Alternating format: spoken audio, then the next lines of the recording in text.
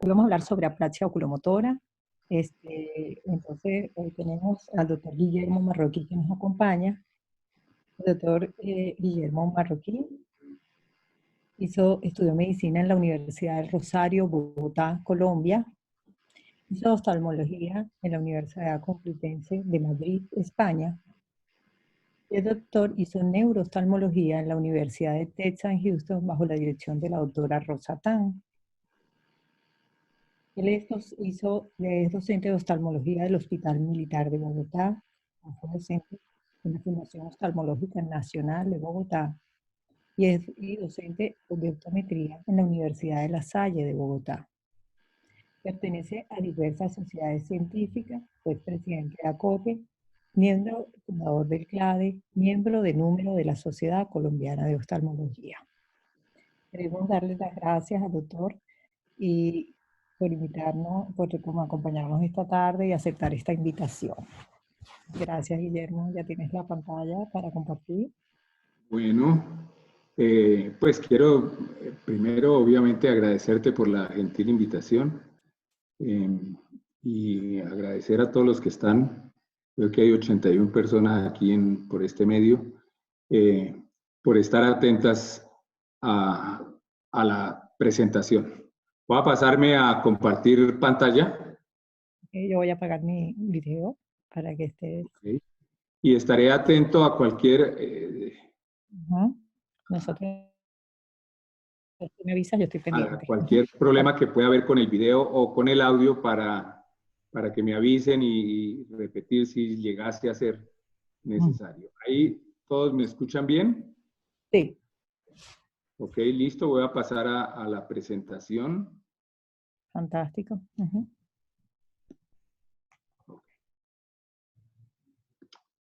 Listo. Entonces vamos a empezar. Como ya Emily acaba de decirlo, vamos a hablar de apraxias oculomotoras, que son entidades que son infrecuentes, son enfermedades raras. Son enfermedades que si no las conocemos vamos a pasar por alto, pero que afortunadamente si las hemos visto alguna vez, probablemente nos va a quedar fácil reconocerlas. Con esta presentación pretendo pues ayudarles a eso, a reconocer las características clínicas importantes de la enfermedad y a mostrarlos la evolución con un grupo que, aunque pequeño de pacientes, me parece muy significativo por el tiempo de evolución que los he podido observar. No tengo ningún interés comercial. Las imágenes y los videos que voy a presentar fueron autorizados por los padres o por los pacientes. Y dice, excepto la paloma, ya vamos a ver la paloma. Yo tengo aquí... okay. Vamos a ver el video de la paloma. Y este es un ave normal. Lo que quiero destacar es que ella lo que está haciendo en este momento es observando diferentes puntos. Estas aves tienen muy poca capacidad de mover sus ojos. Y lo que ella hace es un movimiento rápido de cabeza cada vez que quiere cambiar su objeto de atención. Es decir, es como si realizara unos movimientos sacádicos con su cabeza. Ya es incapaz de mover sus ojos. Guillermo, acércate al Nosotros no nos vemos obligados a mover la cabeza en esa forma cuando estamos observando un paisaje, sino que tenemos nuestro sistema visual. Entonces, nuestro sistema visual tiene una parte eferente. Por favor, alguien contéstenme si la flecha la están viendo. Sí, se ve. Ok, listo. Entonces, hay un sistema visual eferente que se encarga de detectar objetos y un sistema aferente que es motor, que se encarga de mover sus ojos y proporcionarnos una visión binocular estable.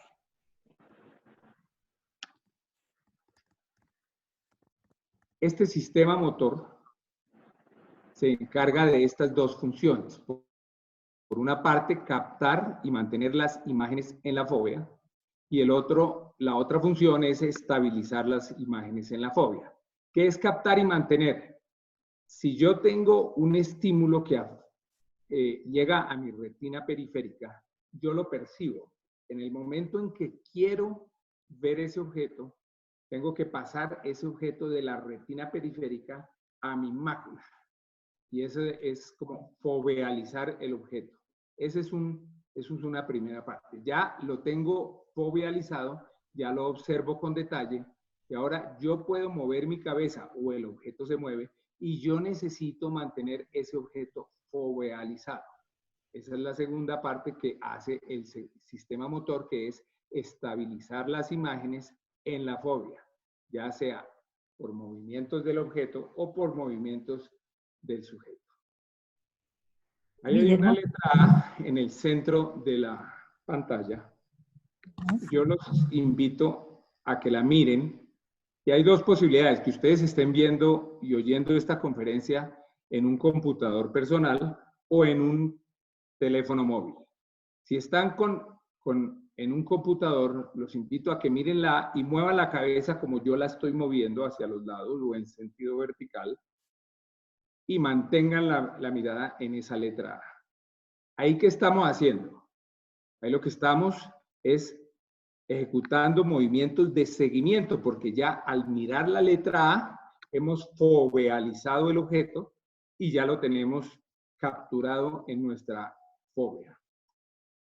Ahora, si nosotros lo que tenemos es un móvil, un teléfono móvil, y estamos moviendo el teléfono y siguiendo la letra A, también estamos haciendo los movimientos de seguimiento, pero los mecanismos son diferentes. Cuando movemos la cabeza, interviene mucho el sistema vestibular. Cuando movemos el teléfono, únicamente estamos siguiendo la letra. Miren esta chica que está siguiendo un péndulo. Ella ya foveolizó el péndulo y lo está siguiendo. Son movimientos relativamente rápidos, pero estos son movimientos de seguimiento. Ahora, vamos a seguir con la siguiente diapositiva. Estos son movimientos de seguimiento. Ahora, aquí tenemos la palabra apraxia. Todos ustedes la pudieron leer. ¿Qué hicieron para poder leer esta palabra? ¿Movimientos de seguimiento o movimientos sacádicos? Si alguien quiere contestar, bien puede. Ustedes lo que hicieron fue movimientos sacádicos. Para poder leer esto, hay que primero fijar la A, saltar a la P y así sucesivamente en forma de movimientos sacádicos. Lo que pasa es que nosotros estos movimientos los hacemos en forma, digamos, inconsciente. Ya hemos aprendido a leer y por lo tanto lo hacemos rápidamente y de pronto también tenemos la capacidad de juntar todo el contenido de la palabra y convertirlo en un concepto, que es el que vamos a aclarar. Esta es como apraxia en tiempos de pandemia con separación social. Ahora veamos la misma palabra sin pandemia. Lo mismo, para poder leer apraxia tuvimos que haber pasado de letra en letra o de sílaba en sílaba en forma de movimientos sacádicos muy rápidos que hacemos. Estos estudios que son antiguos, miren, de 1967, se hicieron para estudiar el reconocimiento facial. Y lo que hicieron fue unas videografías para determinar qué era lo que hacía el individuo cuando quiere reconocer esta cara. Y entonces, básicamente pasa de ojo en ojo, pasa a la cara, pasa a otro sitio, y miren cómo yo estoy moviendo la flecha. Ese es el mecanismo con el cual hacemos un reconocimiento facial. Pero todos estos son movimientos sacádicos. Ahora, si yo les presento esta imagen y le digo, fíjense en esta menina, fíjense en Velázquez allá atrás, o este era Velázquez, ya no me acuerdo cuál es, nos toca hacer movimientos sacádicos para contemplar toda esta pintura. Si nosotros no tuviésemos movimientos sacádicos, no podríamos pasar de un detalle al otro en esta pintura.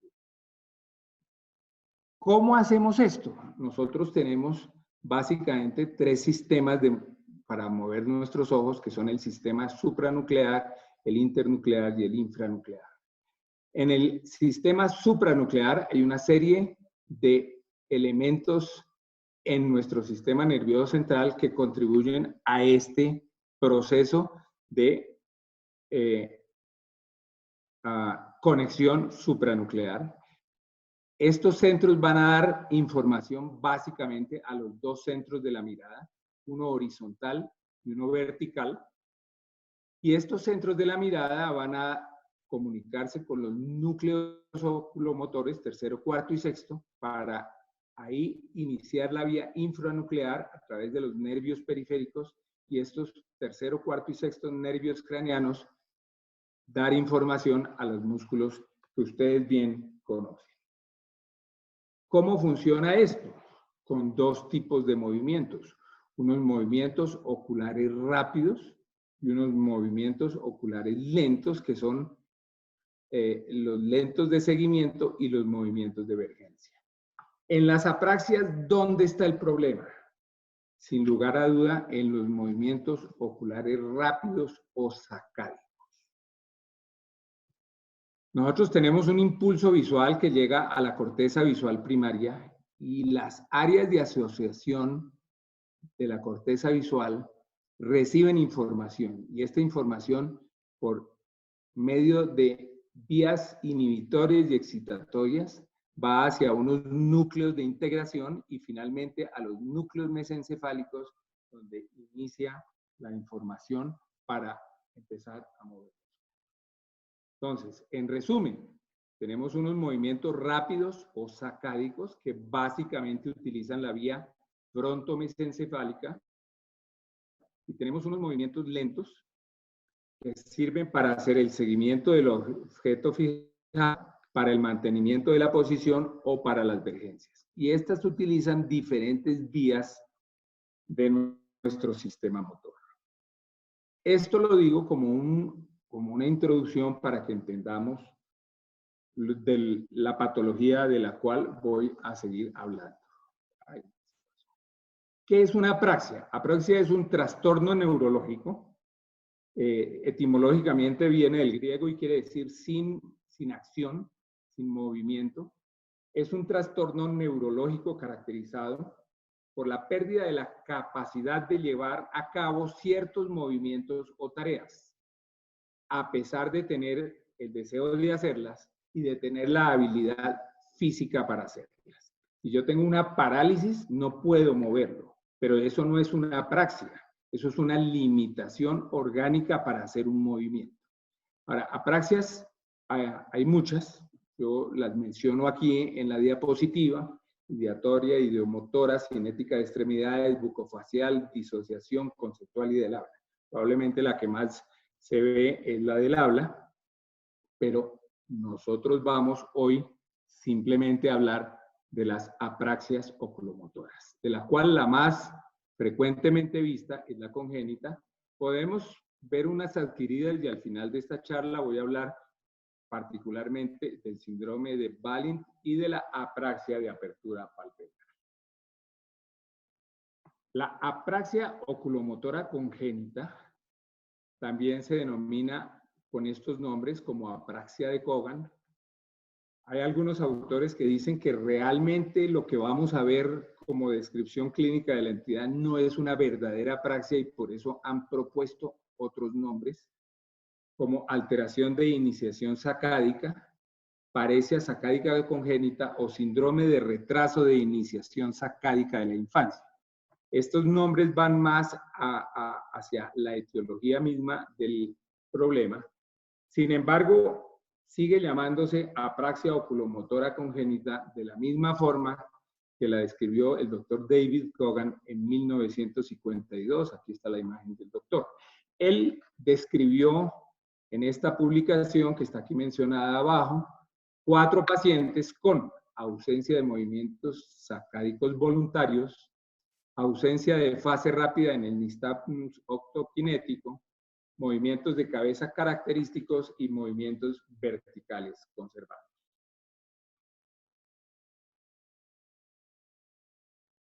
Entonces, ¿qué es lo que tenemos en la apraxia oculomotora congénita? Limitación de los movimientos voluntarios, sacádicos. La mayor cantidad de pacientes en sentido horizontal, pero recuerden que también se puede presentar en sentido vertical. Además de lo que describió aquí el doctor, se presenta esto: movimientos bruscos de cabeza para iniciar los movimientos sacádicos, ausencia de fase rápida en el nistagmus optoquinético y movimientos de seguimiento más o menos conservados. ¿En qué consisten los movimientos de cabeza que son característicos en esta entidad? El paciente gira la cabeza hacia el objeto. Es decir, si el paciente uno le pido que mide un objeto hacia un lado, él gira la cabeza, mientras tanto sus ojos rotan en sentido contrario, cierran los ojos durante el movimiento de cabeza, la cabeza hace un movimiento hipermétrico, o sea, sobreplaza el blanco que quiere observar y ya con el objeto, una vez fovealizado, devuelve la cabeza y la rota en sentido contrario.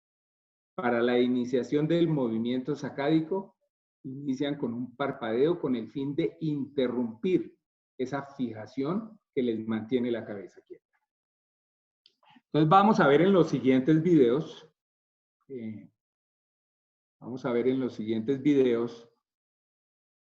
algunas de estas características. Limitación de los movimientos voluntarios. Estamos viendo a la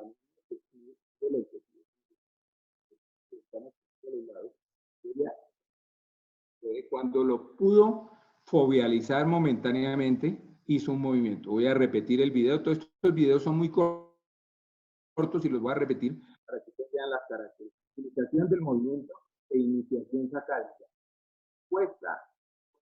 Una vez que lo fovealizó, vamos a pasar el muñequito enfrente de su punto de fijación, lo fovealizó.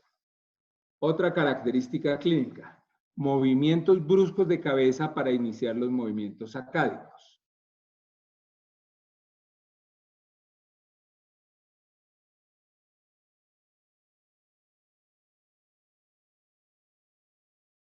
Claro ejemplo de cómo este niño tiene que hacer unos movimientos.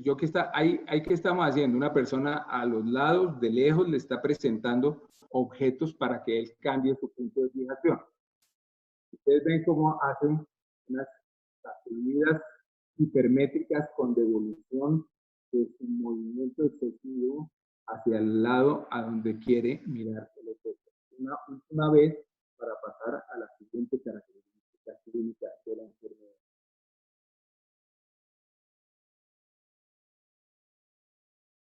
Ok. Ausencia de fase rápida en el nistagmus optoquinético.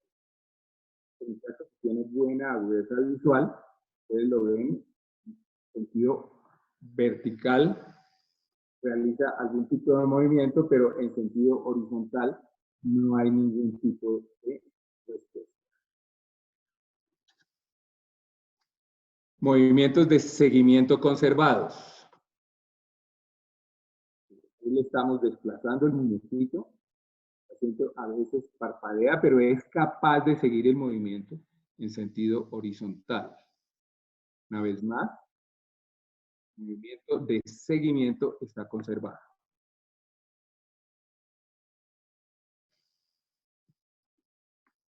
Sacudidas de cabeza hipermétricas. Ya lo vimos con el otro bebé que estábamos filmando, que filmamos inicialmente. Les voy a mostrar esta niña. Miren, ahí hizo el movimiento hipermétrico y se devolvió. Y una vez que refija, lentamente devuelve su cabeza hacia el punto observado. Él se quedó observando otra cosa y ahora sí logró capturar la imagen del muñequito. Parpadeo simultáneo. Este video está en cámara lenta para demostrar cómo en el momento en que la niña empieza a hacer su movimiento de cabeza, disculpen. Miren cómo cierra los ojos para iniciar el movimiento.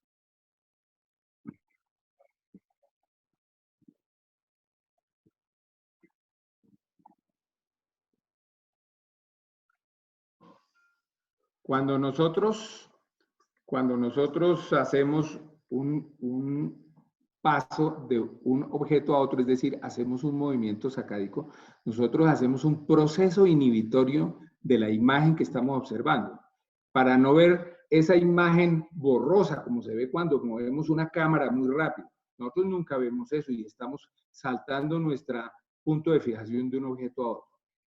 Como estos niños no tienen la iniciación sacádica normal, ellos recurren al movimiento de cabeza para pasar de la fijación de un objeto a otro, sin la habilidad que tenía la paloma de hacer el movimiento rápido. Por lo tanto, se ven obligados a cerrar sus ojos como un mecanismo, probablemente como un mecanismo para impedir ese emborronamiento momentáneo. Entonces vimos que hay una hipometría sacádica, es decir, cuando logran hacer el movimiento sacádico no lo hacen con el ajuste y la precisión que lo hace el paciente normal. Y algunos pacientes, aparte de que tienen trastorno de la iniciación sacádica, hacen unos movimientos de seguimiento lentos. Está escrito que también algunos pacientes presentan nistagmus, estrabismo o anomalías verticales. Esta entidad se asocia a otros problemas y en este trabajo hecho en el 2013, en el que recopilaron información proveniente de las publicaciones que había hasta el momento, descartando pacientes que no estaban bien descritos, encontraron que en el 41% de los casos reportados había algún grado de retardo del desarrollo y en el 36% algún grado de deficiencia del lenguaje. Los niños eran hipotónicos en un 35%, agudeza visual disminuida en un porcentaje no bien definido en el estudio, carácter familiar en el 6% y la misma alteración, pero vertical en un 2% de los casos.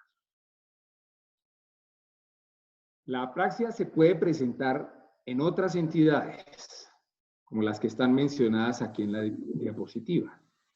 La más importante a tener en cuenta es el síndrome de Joubert, que es una cirropatía con una serie de características clínicas y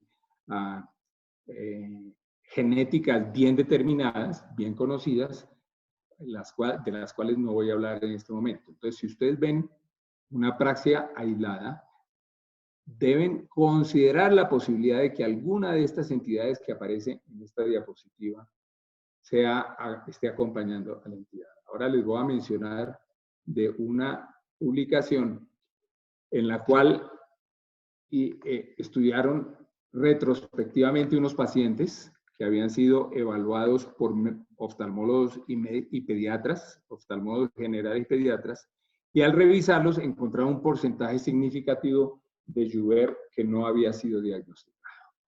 En este mismo trabajo mencionan cuál es el tipo de hallazgo en imágenes.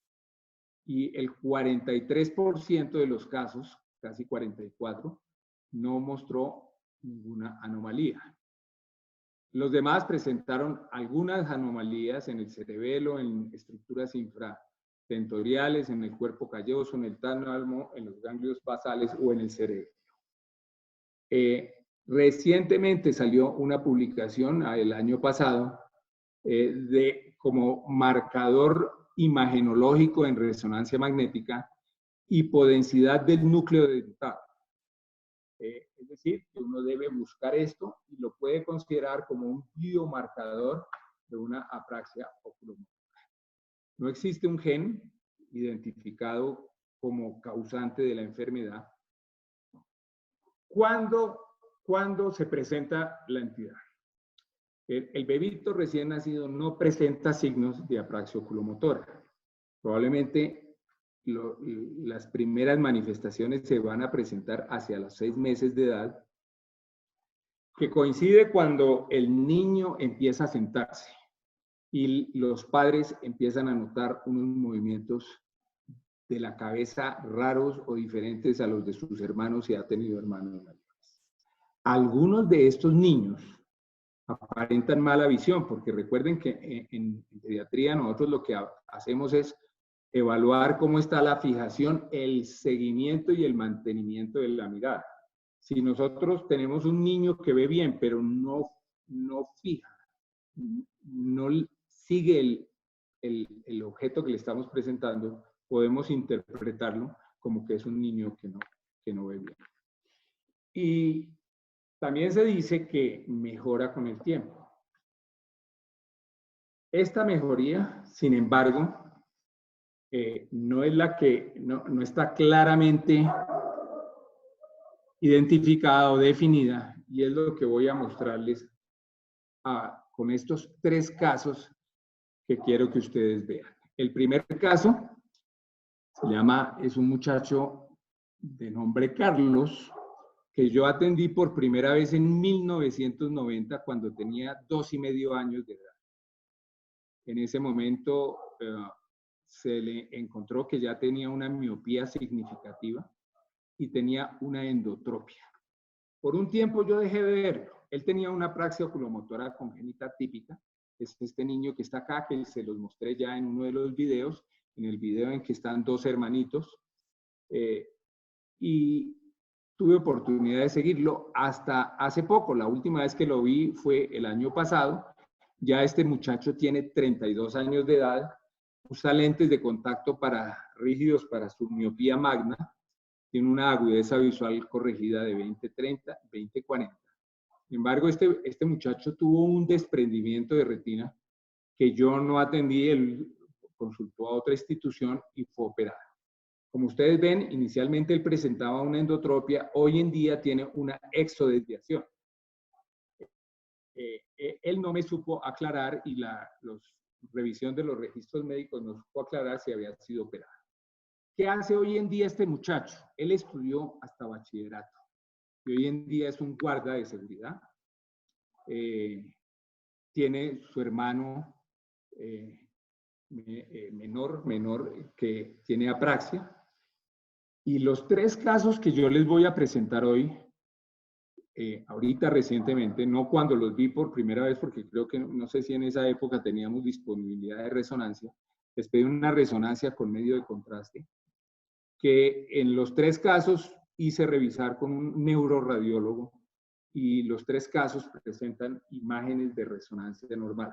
Otra posibilidad que uno tiene para evaluar estos casos y encontrar anomalías son PETs, que pueden llegar a dar alguna otra información diferente. Ninguno de los 3 casos que voy a presentar tiene PET. Entonces miremos este caso, Carlos, miopía magna, el resto de su examen neurológico es absolutamente normal. Este es el niño a la edad de 2,5 años, acá está su otro hermano, vamos a hablar de Carlos, que es este muchacho, y ustedes ven los movimientos característicos que ya describí de la apraxia oculomotora. Su hermanito también tiene los movimientos, ahora voy a presentar al hermano.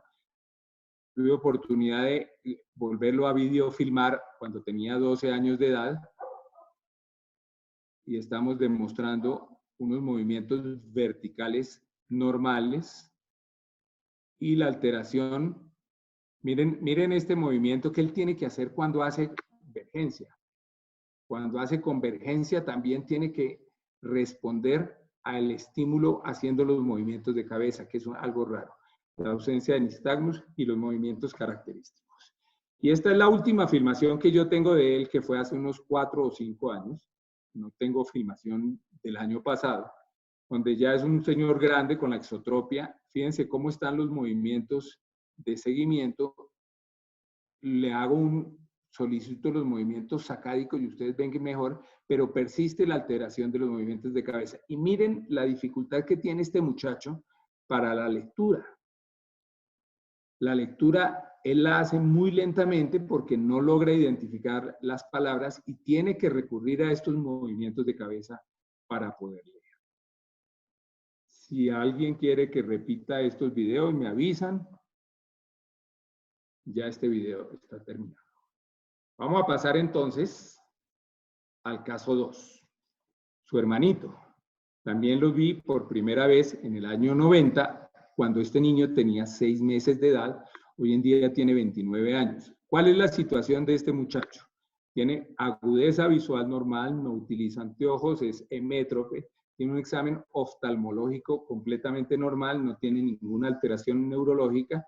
Este muchacho estudió y terminó su bachillerato y hoy en día es un operario en un cultivo de flores. En esta región donde nosotros vivimos hay muchos cultivos de flores, utilizan mucha población en área rural. Estos son muchachos que provienen del área rural y también tiene una resonancia cerebral realizada con medio de contraste completamente normal. Veamos el video.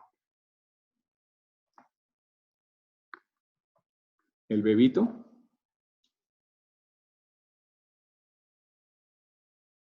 Y ahí van a ver bien la dificultad que él tiene para seguir el muñequito y finalmente recurre al movimiento de cabeza. Él lo está sosteniendo la tía, es un bebé que todavía no camina.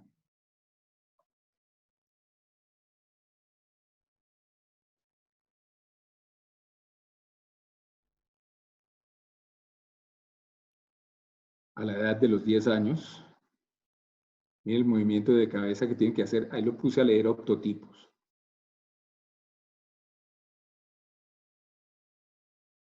Y cuando tiene 25 años. Este es el que es guarda de seguridad. Y él no se queja, él simplemente volvió a mi consulta pues para una valoración de rutina. Tal vez fue acompañando a su hermano, porque él no siente incomodidad alguna. En el movimiento de cabeza, los movimientos hipermétricos, todo lo que describimos. Caso 3, Heriberto. Yo lo vi por primera vez a los 4 años de edad. Es un niño que tenía una hipoacusia neurosensorial congénita, una historia dudosa de kernípterus y una posible hipoxia perinatal, dado los datos que se recopilaron de la historia pediátrica y lo que mencionaba la madre. La última vez que lo vi fue el año pasado, a final del año pasado. Él es hipermétrope, hoy en día utiliza gafas o lentes de contacto. El resto de su examen oftalmológico es completamente normal, excepto porque presenta una apraxia. Él estudió psicología, lo hizo con mucha dificultad, pero terminó su carrera a finales del año 2018, terminó su carrera de psicología y la última vez que lo vi estaba desempleado. Su resonancia magnética cerebral es normal. Este muchacho tiene el antecedente de kernípterus y encontré muy recientemente, mire, del año, este es del 2011, un reporte de un caso de apraxia oculomotora vertical asociada a kernípterus. Pues este muchacho tiene una apraxia oculomotora de carácter vertical. Vamos a ver las imágenes, muy pequeñito. Vamos a hacerle aquí los movimientos horizontales. Ustedes ven movimiento de seguimiento horizontal aceptable. Ahí hizo un movimiento de cabeza, pero yo creo que... Pero miren los movimientos verticales, completamente limitados, incapacidad para hacer movimientos sacádicos verticales. A la edad de los 6 años, si ven, tiene los audífonos por su sordera neurosensorial.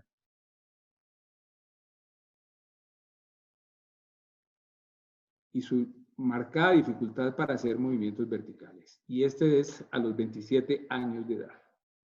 Ahí está leyendo. Miren cómo lo puse a leer abajo de cerca y tiene que hacer los movimientos de cabeza característicos de la apraxia. Sin embargo, los movimientos horizontales están conservados. Yo pienso que, puesto que tiene los movimientos conservados, los horizontales, es probable que esta sea la razón el que haya podido estudiar o que estos muchachos puedan estudiar con algo menos de dificultad que los pacientes que presentan la apraxia oculomotora horizontal típica. Entonces, con la observación de casi 30 años, serían 30 años a este año poco paciente hemos visto, de casi 30 años podemos decir que estos pacientes mejoran con el tiempo. Sin embargo, persisten las alteraciones de los movimientos oculares, persiste la dificultad para la lectura. ¿Qué podríamos decir de esta observación? Que disminuyen los movimientos de cabeza, que mejora la iniciación sacádica, que mejoran las amplitudes sacádicas y que mejoran los movimientos.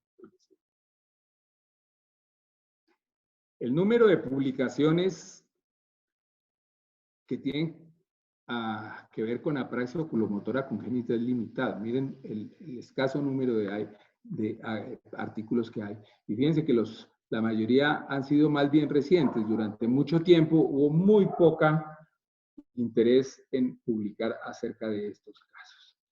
Miren la conclusión que da el grupo de Canadá que hizo la revisión grande de todos los artículos que encontraron hasta el 2012.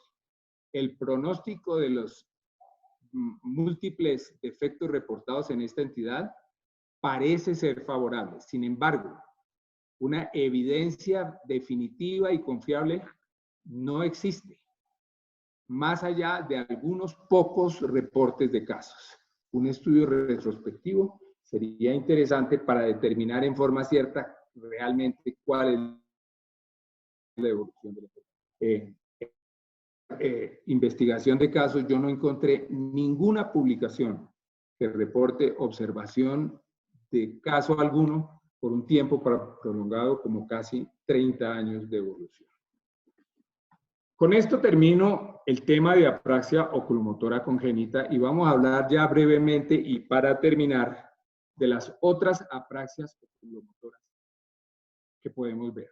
El síndrome de Balint, publicado por este doctor en 1909, él era húngaro, y él describió un caso de un paciente que había presentado en forma abrupta estas tres características: simultagnosia, ataxia óptica y apraxia oculomotora. ¿Qué es simultagnosia? Es la incapacidad de identificar diferentes elementos del espacio visual en forma simultánea en un momento dado. Entonces, yo le muestro un paisaje y de pronto puede ver el árbol, pero no puede ver la vaca que está al lado del árbol. No, es incapaz de reconocer un segundo objeto. Ataxia óptica es la dificultad que tiene para llegar al objeto con sus manos, para llegar al objeto que está observando. Y bilateral. Y finalmente tiene una apraxia oculomotora, en la cual, ¿qué vamos a ver? Lo mismo, una alteración fundamentalmente en la iniciación de los movimientos sacádicos. ¿Dónde está la...? Veamos este ejemplo. Una ACV bilateral. Entonces vemos cómo los movimientos verticales están conservados. Le pedimos que abra y cierre los ojos, no tiene apraxia de la apertura palpebral. Y ahora le estoy pidiendo que mire a los lados y es incapaz, el paciente permanece con su mirada al frente. Sin embargo, cuando yo le digo siga el objeto, lo logra hacer sin ninguna dificultad. El objeto lo logra seguir. Fíjense que sus versiones son normales. Pero si yo le digo devuelva la mirada al centro, miren lo que pasó cuando el movimiento del muñequito pasó de velocidad del movimiento lento y se volvió rápido. Fue incapaz de seguirlo. ¿Okay? Miremos esa parte otra vez. Acá. ¿Qué pasó? Se quedó quieto. Y estamos haciéndole movimiento de seguimiento, miren. Pero ahora le hago un movimiento brusco al muñeco y el paciente es incapaz de seguirlo. Lo perdió. Su iniciación sacádica no le permitió seguir observando. Una lesión parieto-occipital bilateral, aquí están las áreas que se comprometen. ¿Y esto cuándo ocurre?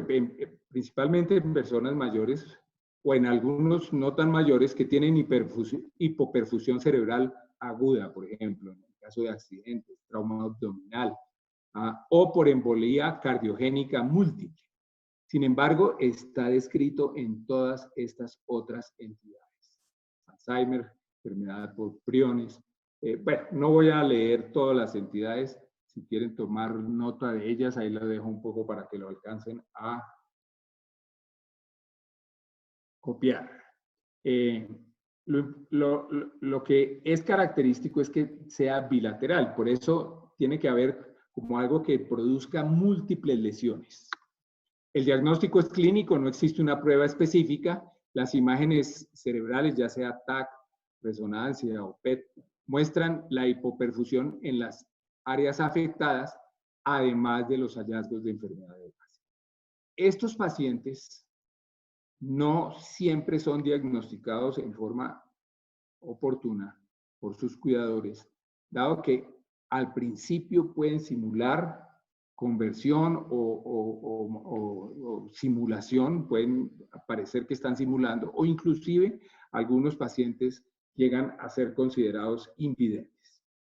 Aquí las imágenes correspondientes a las áreas afectadas en este síndrome. Y ya para terminar, hablamos un poquito de la apraxia de apertura palpebral, descrita en 1907 por este doctor, que consiste en la dificultad para abrir los ojos en forma voluntaria en ausencia de parálisis de elevadores o de contracción del músculo orbicular. Nosotros, ¿cómo abrimos y cerramos los ojos? Tiene que haber una serie de acciones, o un par de acciones por lo menos. Para hacer una apertura palpebral normal, nosotros tenemos que hacer contracción de los elevadores del párpado y simultáneamente inhibir el orbicular de los párpados. Si esto se altera, vamos a tener una alteración de la apertura palpebral. En esta patología, la alteración tiene que ser de origen nuclear, ya que nosotros tenemos la inhibición del párpado superior que está dada por el tercer nervio craneano o la contracción persistente del orbicular que va por el séptimo. ¿Dónde está la lesión? Esto es lo que han descrito en el hemisferio no dominante, en el lóbulo frontal medio, en los ganglios basales, en el tallo cerebral, en uno de ellos o en varios de ellos. ¿Qué pacientes presentan apraxia de apertura palpebral? Frecuentemente la PSP, que es probablemente la que más frecuentemente puede ser sin otras asociaciones, o en cualquiera de estas otras entidades que están ahí mencionadas. ¿En qué consiste? En la dificultad para abrir los párpados asociado a algunos movimientos faciales. Miren esto.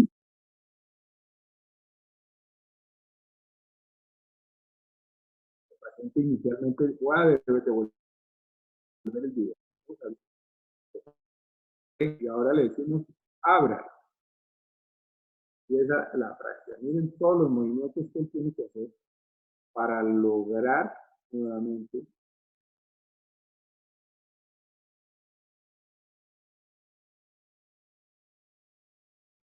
ok, repitámoslo una vez más. Orden de abrirlo, los movimientos que son característicos de esta entidad para finalmente lograr su cometido, que era abra sus ojos.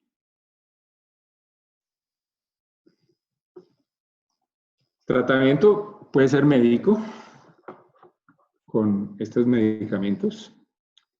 Y finalmente, por fin, una patología neurooftalmológica que podamos operar. Toxina botulínica o cirugía para facilitar la apertura palpebral, ya sea con suspensión frontal o con resección o miotomías del orbicular. Con esto concluyo mi conferencia, mi comunicación con ustedes. Gracias por su atención. Los voy a dejar con esta imagen final del área donde estoy pasando mi cuarentena en las afueras de Bogotá, de mi bello país, Colombia. Ejerciten sus movimientos acádicos y estoy atento a las preguntas que surjan. Muchísimas gracias. Excelente presentación. Tienes muchas felicitaciones y tienes unas preguntas. Una de las preguntas es, ¿por qué consultó la madre inicialmente? ¿Por qué consultó? La madre inicialmente. Me imagino en el caso que... En el caso de los hermanitos. Sí, señor. No, estos niños los llevaron porque los padres notaron que los niños se comportan. Es más, al que me llevaron a consulta fue el hermano mayor, el niño mayor, y iban acompañados por el otro bebito, y a su tía, y de repente yo veo que ambos niños presentan la alteración, pero ellos llevaron a consulta al niño mayor porque le notaban unos movimientos raros. ¿Qué es lo que notan los padres? Creo que fue cuando dijiste que llevaron, que fue el familiar, o sea, había ido alguien y después terminaste viendo al familiar, creo, que se refiere a ese paciente, creo yo, ¿no? Aquí preguntan, ¿este paciente con kerníterus tiene alteración de los ganglios basales? Imagenológicamente no lo puedo encontrar. Ese niño tiene apraxia vertical, que es muy rara, y además el kerníterus lo encontré mencionado en una nota de evolución de pediatría hospitalaria. Este niño tiene la hipoacusia, pero el kerníterus no fue claramente evidenciado en su historial médico. Sin embargo, pues revisando, fíjense que existe la posibilidad o la asociación de esa hiperbilirrubinemia neonatal en niños con apraxia vertical, que es bien rara. Pero en kerníterus uno espera encontrar algunas alteraciones en las imágenes cerebrales, cuando hay lesiones, y este niño no tenía nada. ¿Tienes otra pregunta por acá? Déjame ver. Se observó en algún paciente, me imagino, en imágenes alteración del núcleo dentado. No, yo no las vi. Como les digo yo, pues obviamente yo no soy radiólogo y pedí la ayuda de un neuroradiólogo. Le dije, mire, tengo estos 3 casos. Esto lo hice para cuando presenté en el 85 esta conferencia con algunas diferencias. Y en ese momento fue cuando tomé las 3 resonancias con medio de contraste y fueron evaluadas por neuroradiólogo. No quería que se me pasara nada por alto, sabiendo lo que deberíamos buscar en Juver o en algunas de estas otras reportes. El radiólogo me dijo, en los 3 casos, aquí no hay nada. O sea, ninguno de los 3 casos que yo presenté se encontró ninguna anomalía en resonancia magnética cerebral. Hay una publicación del Grupo Europeo de Pediatría donde mencionan tres hermanos de apraxia oculomotora que los siguieron durante 3 años y hicieron el seguimiento de cómo iban mejorando la lectura a través del movimiento sacádico. Y en esos pacientes tampoco encontraron alteración en las imágenes como en tus pacientes. Es bien interesante porque incluso los comparaban con un grupo control y cómo iban mejorando en el tiempo un poco la lectura. Tal vez no llegaban al nivel de un paciente normal, pero curioso porque es como los casos que tú has presentado. Tienes aquí otra pregunta. ¿La apraxia de la apertura palpebral puede ser unilateral? Yo creo que no. No recuerdo haber visto ningún caso unilateral. Yo creo que no. Como es un trastorno supranuclear de localización no bien definida. No, yo nunca he visto un caso unilateral. No recuerdo haber leído ni ningún caso unilateral. Tienes aquí otro, creo que es comentario y pregunta. Algunos pacientes con apraxia palpebral refieren que presentan la dificultad de apertura en la mañana al levantarse y dicen que necesitan ayudarse manualmente al abrir sus párpados. ¿Sabes cuál sería la explicación para que después de esta maniobra sigan abriendo los párpados normalmente? ¿Algún reflejo inhibitorio? No sé, no conozco. No sabría responder esa pregunta. Roberto. Ok. Si me permite hacer un comentario. Por supuesto. 2, tal vez. Primero, que hermosísima tu clase y muchas gracias. Y quisiera hacer la cuarentena allí en ese lugar donde estás con esa foto tan maravillosa. Acabo de aprender algo con tu charla. En el año 90, mientras vos veías esos 2 hermanos, yo estaba publicando en Neurology la primera apraxia oculomotora vertical.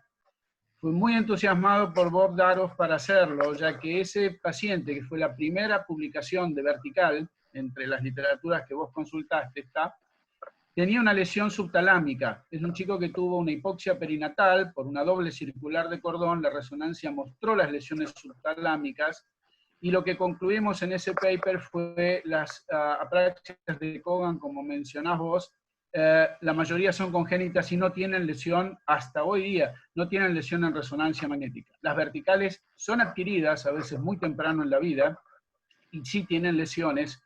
Por lo tanto, me gustaría mucho compartir contigo información de tu caso y mi caso, a ver si el Kernicterus sí tenía algo en los ganglios de la base que fuese responsable de la apraxia vertical. La apraxia vertical sí deberíamos encontrar siempre lesiones de ganglios de la base, ya que tiene una base anatomopatológica más clara que la apraxia horizontal.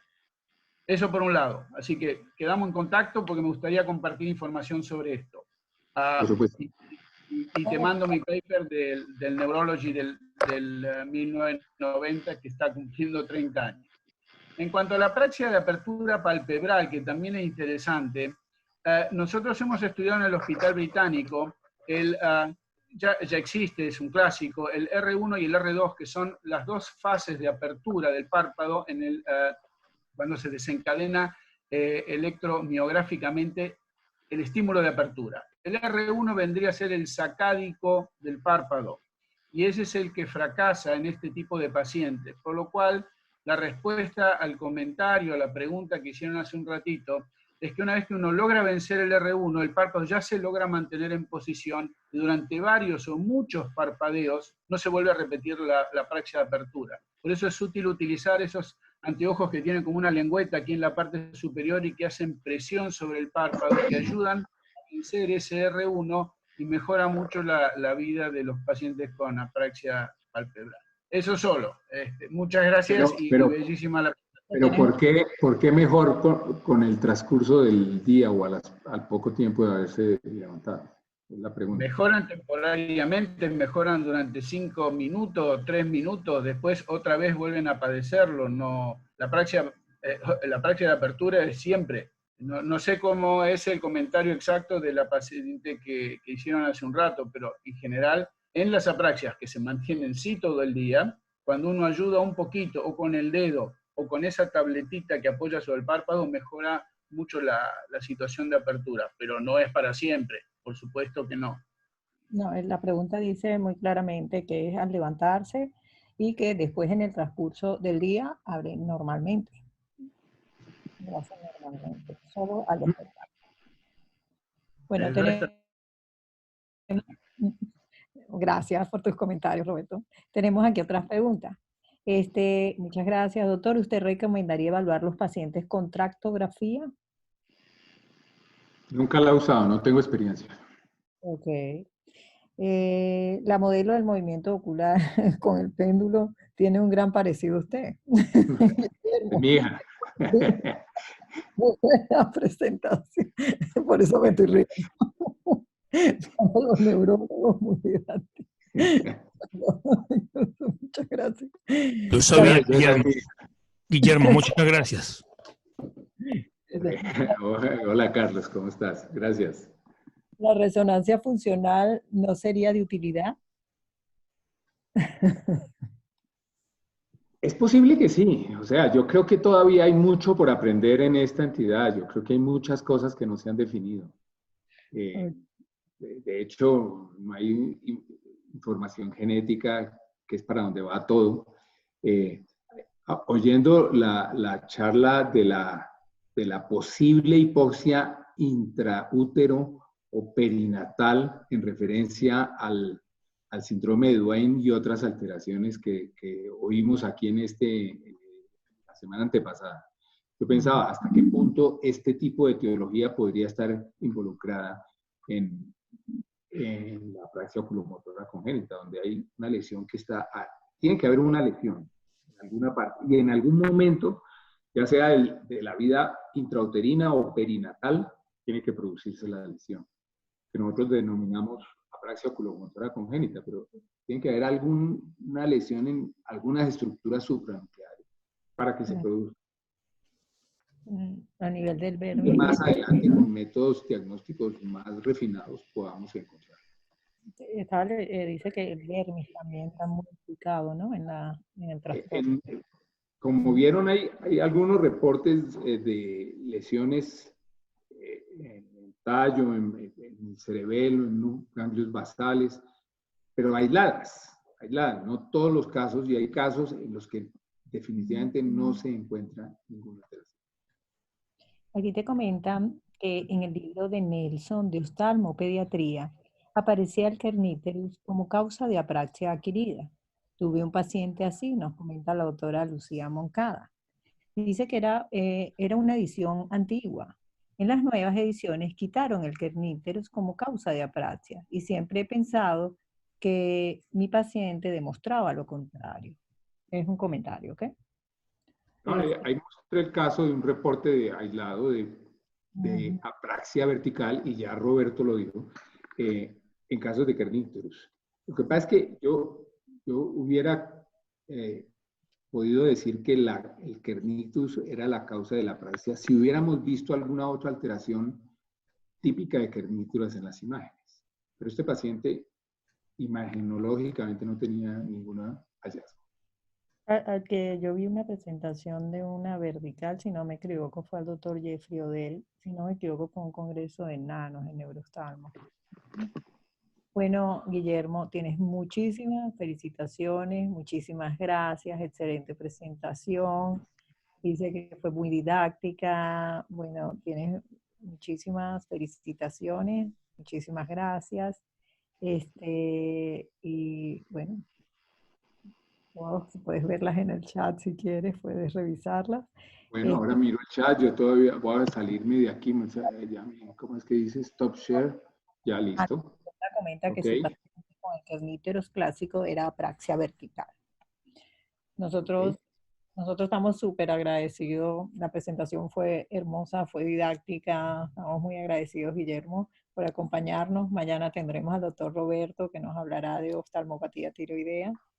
No sé si el doctor Musi quiere hacerte algún comentario. Solamente quiero saludarte, Guillermo. Hola, doctor Musi. Encantado de verte. Tu Gracias. serie de casos muy interesantes. La verdad es que yo solamente en mi vida he visto un solo paciente, más ninguno. Quizás porque no veo niños, ¿no?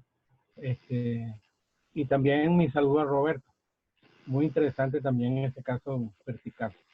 De manera pues que me encantó estar presente. Un buen abrazo y una feliz tarde. Bueno, mil gracias. Gracias por los comentarios. Gracias, Emily. Estamos dentro del tiempo, la horita justica. Todo lo que tú quieras. Yo te dije que todo el tiempo era para ti. Y no, con mucho gusto. Un placer. Tengo 2 casos, si quieres que te los compartas, te los hago llegar. Tengo un niño y tengo un síndrome de Balin que hizo una apraxia como tu paciente. Pero por supuesto, si quieres te los hago llegar. Muchísimas gracias, Guillermo. Entonces, bueno, para que puedas ver todos tus comentarios. Okay. Gracias, pues. Chao, encantado. Amigos, gracias. Nos vemos mañana. Chao. Chao, hasta mañana.